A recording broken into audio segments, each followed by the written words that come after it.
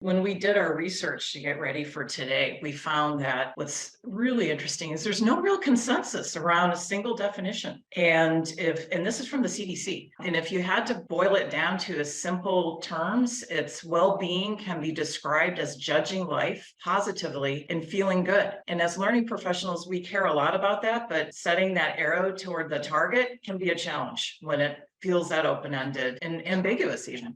Right. Some organizations it's woven into it. But I think one of the challenges that doesn't explicitly get addressed is the reality that mental health in the US is very different than mental health in any other country. And we have a very limited supply of healthcare workers. And so if we're looking at like where they're positioned, that's going to change how they show up and how we actually engage in holistic practices. I do have a point. I see in my organization that mental and spiritual health are addressed. However, there is a gap between the intention and the actual application. So these services are available and there's supportive services, but then the culture is taking a little bit of a time to lag. There's 5 essentials identified in the report through the research of workplace well-being, and they are protection from harm, connection and community, work-life harmony, mattering at work, and opportunity for growth.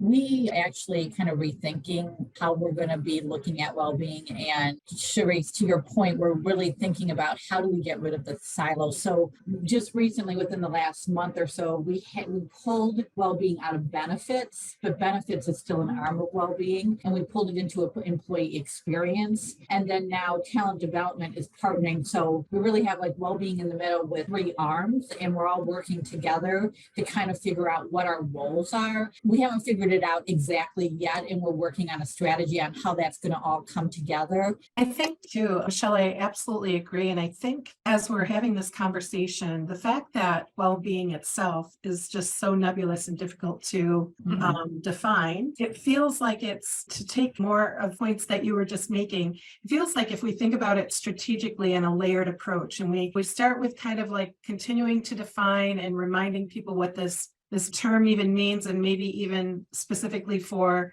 our business or specifically for regions of our business, but then starting with these small steps and having our leaders on board and doing these small things. I agree with this. I haven't done it at my organization. I'm questioning myself why about the minute before we get started, and just everybody kind of taking these 3 deep breaths and kind of leaving things at the door so they can be present. I have several thoughts here. This is Pat Muller, and I'm CEO of DMA's a distribution business. So we have restaurants on one side and we have distribution on the other side. So, whether you're at a desk or in our industry driving a truck, or you're cooking meals in the kitchen, well-being is different for everybody, right? And I'm struck by the conversation that well-being is not really, I wouldn't call it a winning strategy or something that needs to be sold to leadership as much as care and well-being. The journey at that time, being responsible for learning leadership development, a lot of that stopped like it did for all of us. But what came up was obviously many other issues, along with